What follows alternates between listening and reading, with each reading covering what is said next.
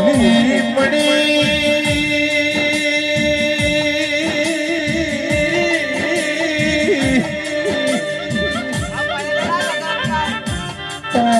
સમયે તું નહીં આવતો જગતને હું ખબર પડશે મારી પેઢીએ